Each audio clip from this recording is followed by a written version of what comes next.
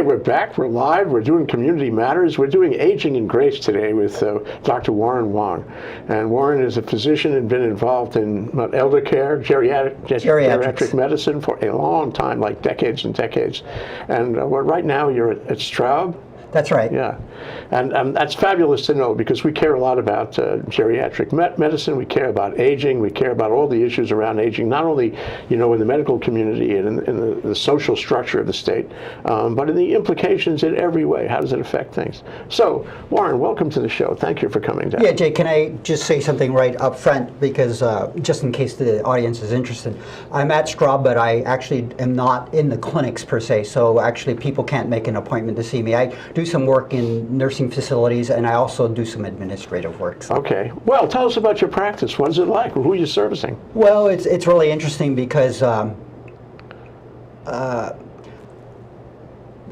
course, older people get sick, and there's a lot of pressure in healthcare to control costs. So nowadays, there's a lot of use of skilled nursing facilities where after a person's in the hospital, they would go to a skilled nursing facility to have rehabilitation, and that's generally covered by Medicare with some Medigap insurance or a program such as Medicare Advantage, Akamai Advantage, or Senior Advantage within the Kaiser system. So a lot of times people will spend a relatively short amount of time in the hospital and a longer time in the skilled nursing facility. And sometimes people know that their benefit allows for a certain amount of time, and it's actually not true. What the insurance allows for is a certain amount of time in the skilled nursing facility as long as they're continuously getting better. But what we've noticed over time is that the skilled nursing facilities are taking more and more complicated patients. Like when I started, if we gave one IV antibiotic a day, that was about the limit of what a skilled nursing facility could handle. Nowadays, we have in the skilled nursing facility, it's almost like a hospital. People will get IV antibiotics 2 or 3 times a day. Some places have infectious disease consults going there. And lots of pills. Way too many pills. You can be sure of that. I mean, it's a full-time nursing job just to make sure all the pills are given and dispensed. And, but a lot more time is spent by a lot of people in skilled nursing facilities. And in fact, the statistics are that most everybody, once they become a senior, will probably end up spending some time in a skilled nursing facility. Yeah, no more at home. What about the old notion of aging in grace at home? Is that less these days? Well, I actually have some mixed feelings about that. I think aging in place is a very popular notion, and I think the concept of not being institutionalized, not going to a nursing home, that's where this aging in place comes from. But it's a mixed blessing, because I've seen people who age in place, and you know who their best friend is when they age in place? Their nurse. No. Oh, they're not in the nurse. The nurse is never there. It's a computer, the television. You got it. It's not the computer. Their best friend is the television. It can be actually extremely isolating to age in place. So I think that the notion of aging in place is it's good in sometimes very supportive environments where you live with a larger family, multi-generational. That's fantastic, and I think that is the ultimate. But that's going out, though, isn't it? Yeah. Family is going nuclear. Right. So it's a little bit less possible, but people are starting to have different ideas about where they live. So actually, it's quite an industry in Hawaii to have senior housing complexes. There's many of them. Plaza, Hawaii Kai, Arcadia was the original. Are there enough of them, Warren? Well, it's definitely an expanding market, and I used to think about I'd never want to go there. This is like a permanent cruise ship. You're on a cruise ship for the rest of your life. All your meals are delivered, and you have entertainment. But I've actually seen an evolution in these senior housing situations in which some younger and younger people are starting to say, you know, this is pretty nice, and it gets to be more of a community environment, and little communities are starting to develop, and people can still be very vibrant and active in that. Of course, you know, there's a huge amount of variation, but I do want to get back to the point that aging in place, you get what you ask for, and you know.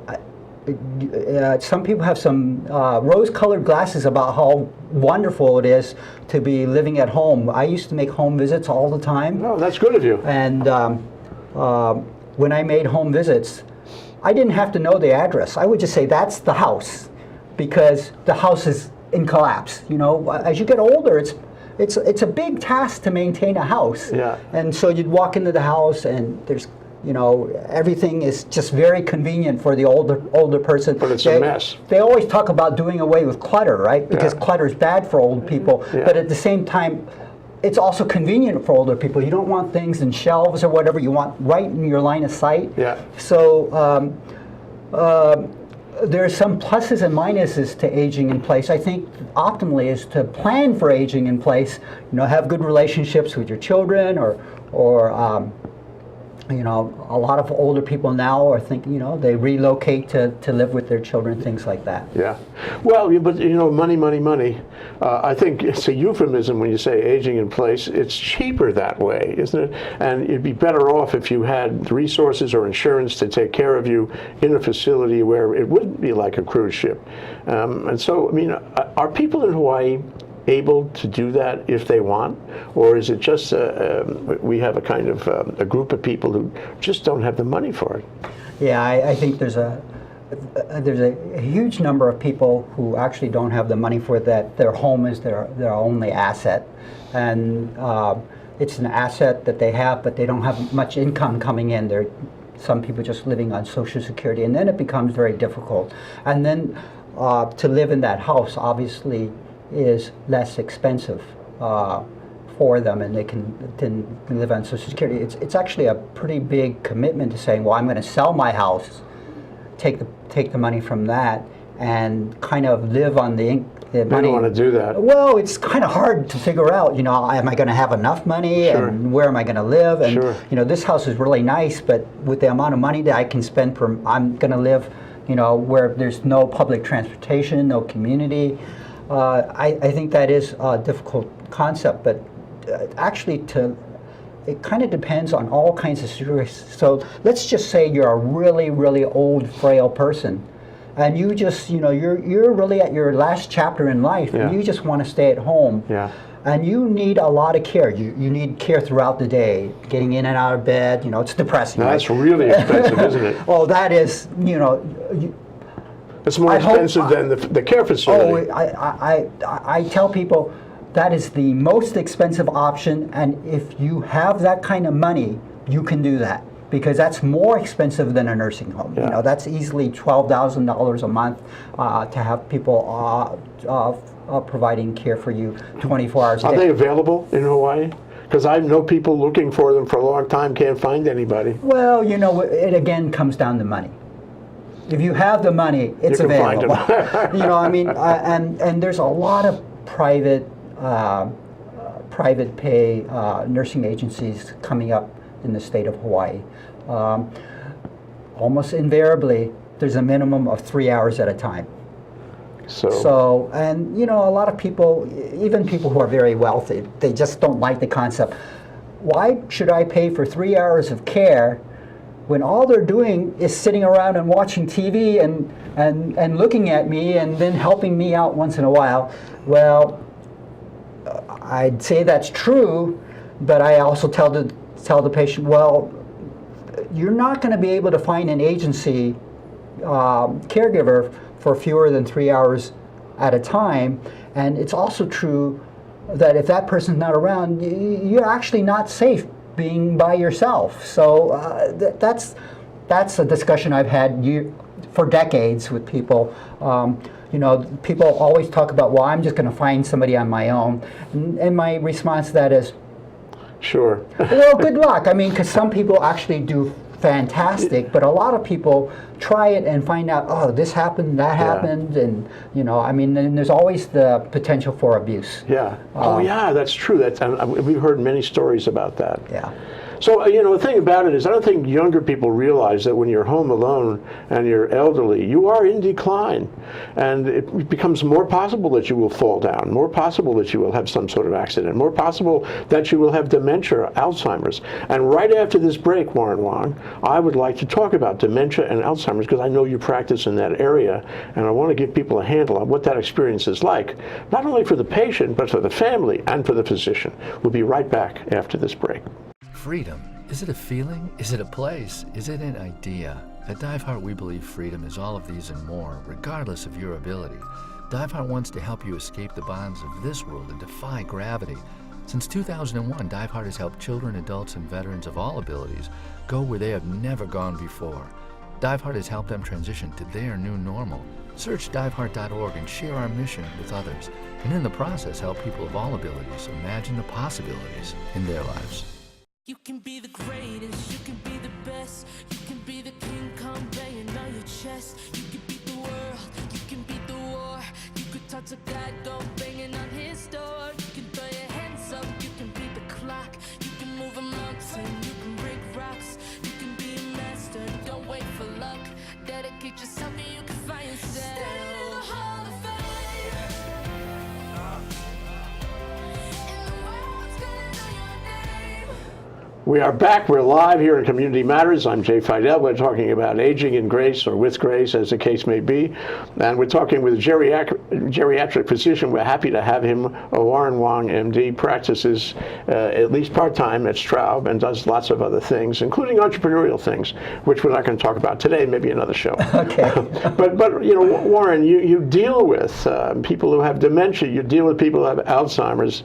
And, it's tragic, but there's a tremendous need for physicians and medical staff to help people in their waning years, because people always wane. At the end there's always an end.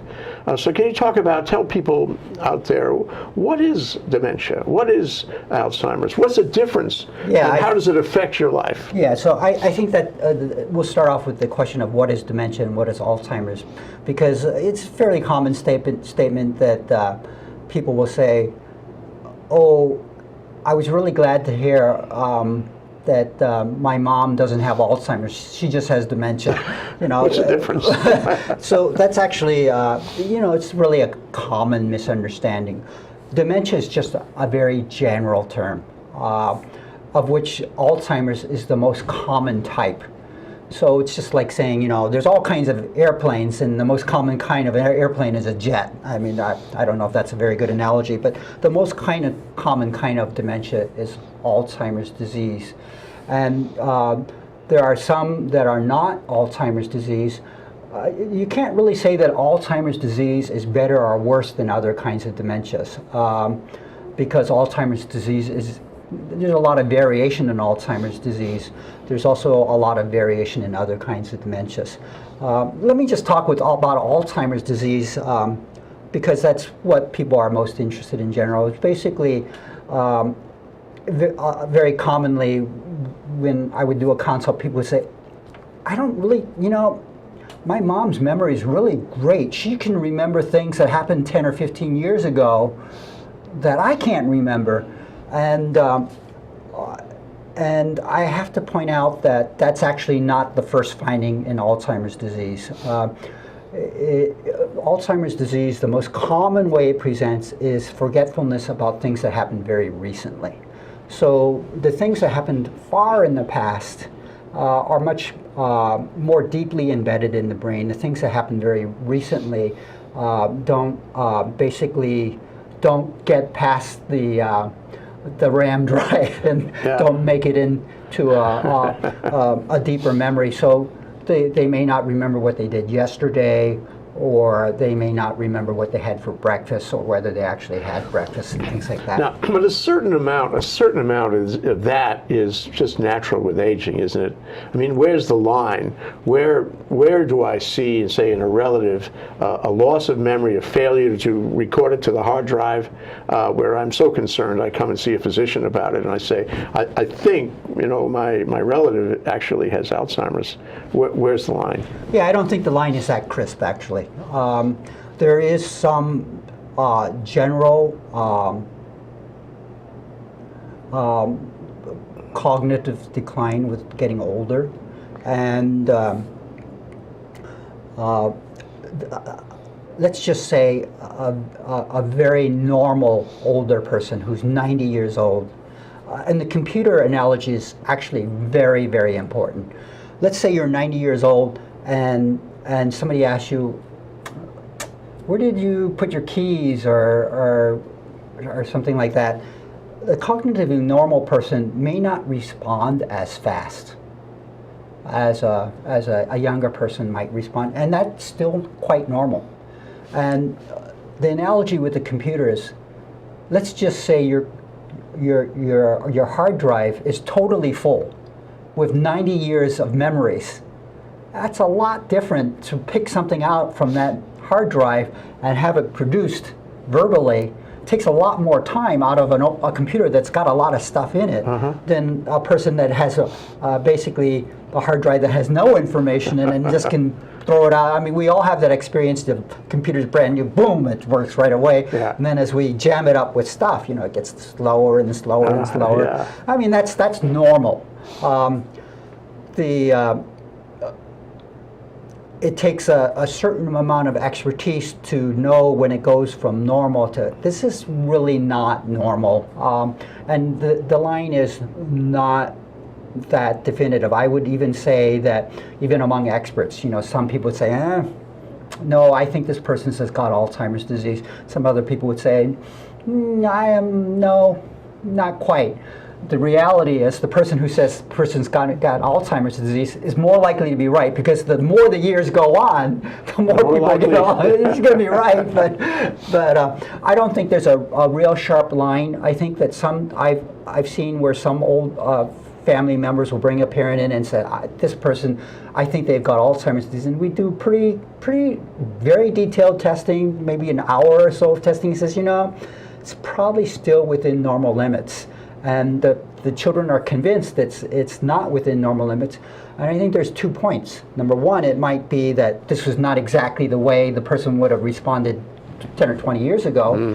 Or the other possibility is that the family might actually be right, because this person had a very high baseline, very, very bright to start with, and they can clearly see a cognitive decline, but it's still within normal limits. So you want to match it against how he was before. Yeah. But what about the classical trend, say, with uncharacterized dementia? In other words, you don't know exactly what it is. You don't think it's Alzheimer's, and Alzheimer's itself. Does Alzheimer's move faster? Is the decline greater than against the ordinary curve of dementia? Yeah. So I'll say a couple things about Alzheimer's disease. Generally, the younger the onset, the more concern we have. It's basically, we feel that the patient is either more vulnerable to the Alzheimer's disease or has a more aggressive version of the Alzheimer's disease. I think that is pretty clear, that especially with very young onset Alzheimer's disease, the prognosis is a lot worse. We see some people with Alzheimer's at very late onset, late 80s, early 90s, who have a very slow rate of progression. So the rate of progression of Alzheimer's disease is extremely variable from person to person. And we do know some things about averages, that generally a person with Alzheimer's disease, their life prognosis is definitely shorter. Overall, there's maybe about a 3 to 5 year from time of diagnosis. Is that right? That's pretty quick. Yeah. Considering it's only mental, or is it more than mental? Well, let's put it this way. So it's 3 to 5 years, but how long do you expect a person to live once they reach 80 or 85 years old? even without dementia, a person who's 85 years old, Doesn't have their a life long expectancy no. is what we call remaining life expectancy is not that long, whether it's from dementia or anything else. But I think that dementia does affect it a little bit. We were talking about bell-shaped curves before, and there's a dramatic bell-shaped curve with Alzheimer's disease. We see some people who are just, diagnosed one day and a year later have just dramatically worse. Then we see some people who just year after year just get a little bit of decline, It's a huge amount of variation. And I would say this non-Alzheimer's dementia has that same degree of variability. So it doesn't make that much difference. In terms of the long-term prognosis, it doesn't make that much difference. I think in terms of the features of the dementia, sometimes there's some variation between Alzheimer's disease and other kinds of dementias. I know there's a lot of research on Alzheimer's because it's really so tragic and profound in a given family and for the individual, of course. But what's the state of that? I mean, if I can stay alive, for another X years, am I going to find a cure, a reversal of the process with the plaque in the brain and all that? Is this something that medical science is actually going to solve? What do you think? Well, I think that I'm not holding my breath. Even 10 or 15 years ago, we thought we had some major breakthroughs with the vaccine, and then we found out how many problems we had with it, and it never came to market. But there's always new hope that comes and new understandings, and there were some recent findings, again related to rats, but humans are not rats, right? About some of the features of Alzheimer's disease. At this point, there's not a major breakthrough. I think that most of the drugs that are out there are